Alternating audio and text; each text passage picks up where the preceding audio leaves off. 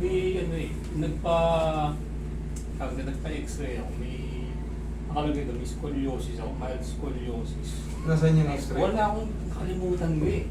Pwede yung ano lang, yung nakasulat. Oo, no problem. Yung Hindi, kukonfirm wala na. akong hindi. No. Sumasak yung ganito ko ngayon. That's Tapos, normal. yung ganito parang may kuryente dito. Magra-radiate po talaga yan.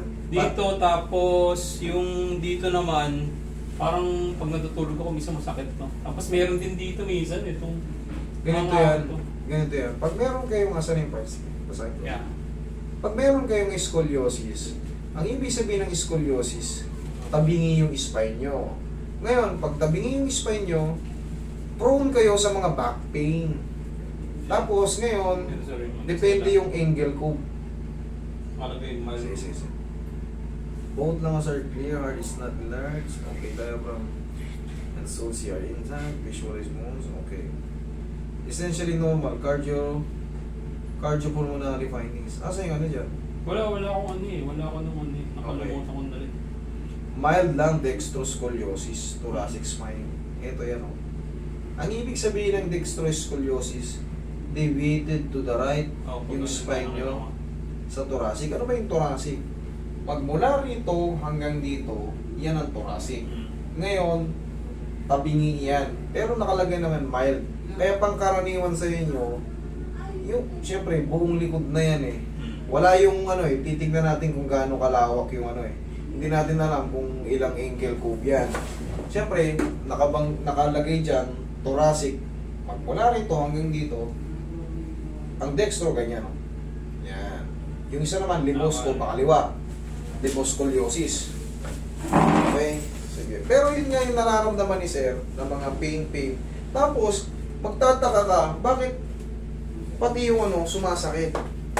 Pag may mga nagawa po tayo kasi na ano, na mga pagtatrabaho, nakapagbuhat or na basta yung mga nakatagkatag tayo sa motor, normal po yan sa inyo na makakaramdam kayo ng parang back pain kung nakapagbuhat kayo. Dahil yun, very easy to compress pag tabingi yung spine natin. Okay? Pero wala naman yan. Mild lang yan sa'yo. Ang nakakatakot talaga yung scoliosis talaga yung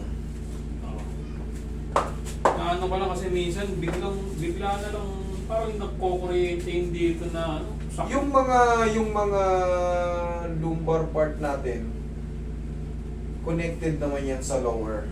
Dito yung ano niya, parang gumaganda kasi hindi ako Nagraradiate. Oo, nagraradiate. Ang ano talaga eh, tapos yung Salansanin natin yung buong katawan mo. Kahit thoracic lang man tama. Pero, syempre, kahit naman wala akong dextroscoliosis eh, sumasakit yung mga balakang natin. Ako, wala akong ganyan, pero sumasakit balakang ko. Basta yung sa balakang, sa lumbar, connected yan papuntang paa, lower extremities natin. Relax na. Ang gusto ko lang ipaliwanag sa inyo, wala kayong dapat ikatakot kung may mabasa man kayo ganyan. Wala kayong dapat ikatakot. Pa-reset nyo na yung katawan nyo, yun lang. Tapos na. Hindi ginawa na kayo. Huwag nyo lang pabayaan. Kasi habang may i-stack yung mga joint nyo, habang nai-stack yan, tapos, siyempre, patuloy lang kayong katrabaho, patuloy lang buhay. Kubarin mo yung shoes mo. May ipon yung pain. Hanggang sa abutin na kayo ng iba pang mga radiculopathy, yung patagilid. Iba pang mga disc problem, mga disc desiccation. Magbabago na yung katawagan. Relax lang. Kabilang side.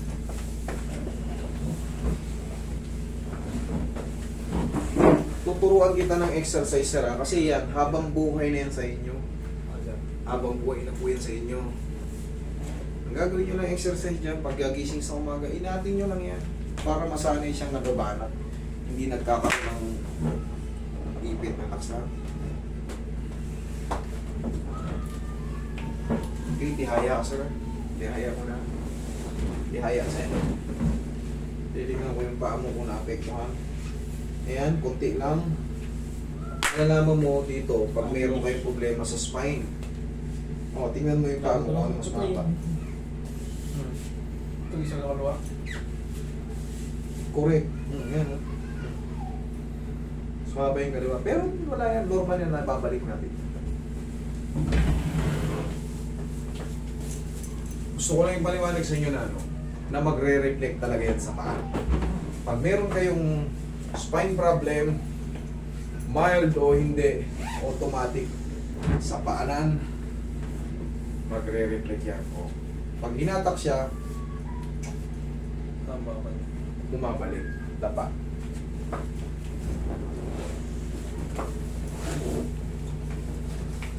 Yung mga ganyang problem, simple lang yung gagawin nyo dyan. Stretch nyo na yung back nyo. Mamaya tuturo ko sa inyo kung paano yung mai-stretch yung back nyo. Para hindi maipon yung mga back pain.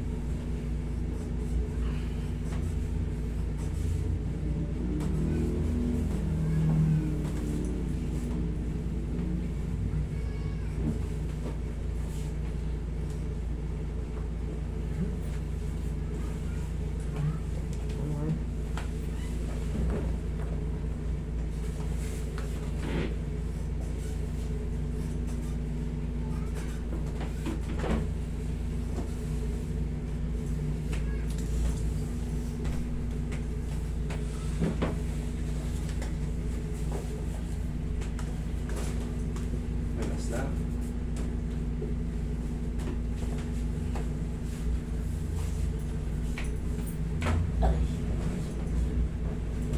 Tigas din pala yung sa singit. Mahina na lang.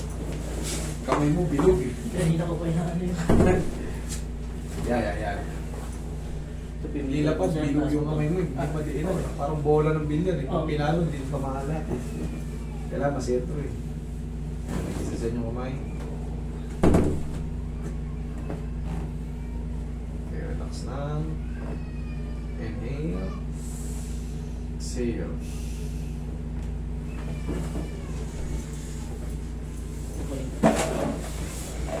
Muna.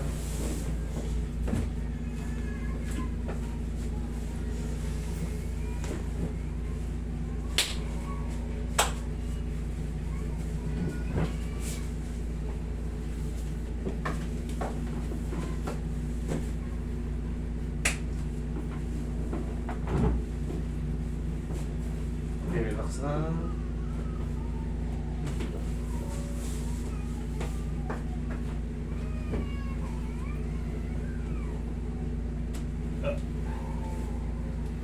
Sige, sir. Upo ka, sir.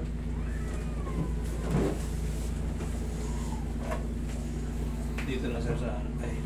Diyan ka lang muna. Para yung nahatak natin sa liig.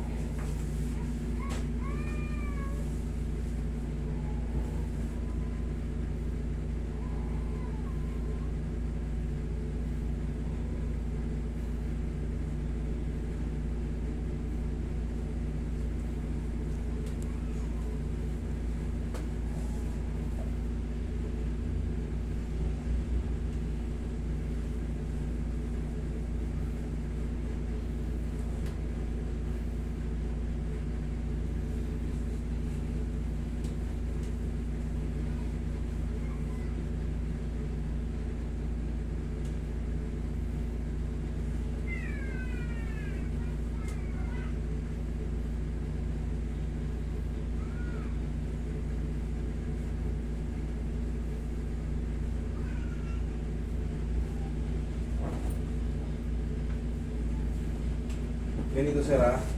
Pagising nyo sa umaga, tayo.